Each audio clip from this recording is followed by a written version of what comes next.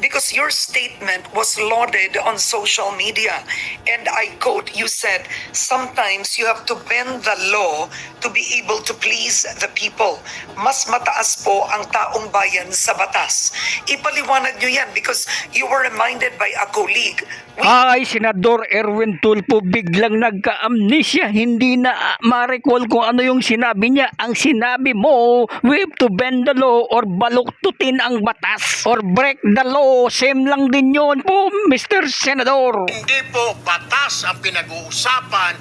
Wala ho tayong pakialam sa batas na yan. Sometimes, you have to bend the law to be able to please the people. Mas mataas po ang taong bayan sa batas. Am I right, Secretary Remulla? Nag-second demotion agad si Secretary of Justice Remulla. Sir. Our lawmakers here, right? But netizens lauded you for this statement. What did you mean? I did not say we have to break the law, Ms. Karen. Literal, You said you have to bend the law. bend the law.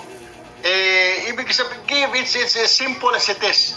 In every rule, there's an exception, Ms. Karen, di ba?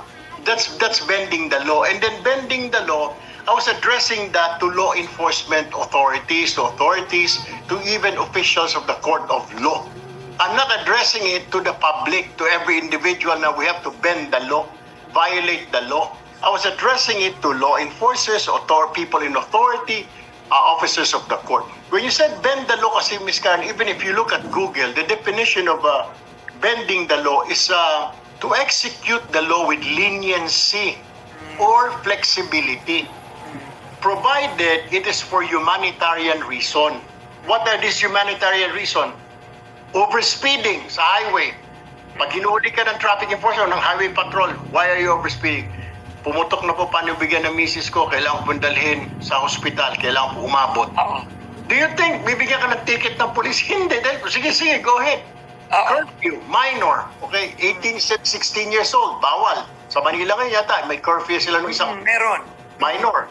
Okay, bakit ka nandito sa labas? Sir, nagtitinda po ako ng balot para may pangkain po kami ni mama dahil wala na po yung tatay ko.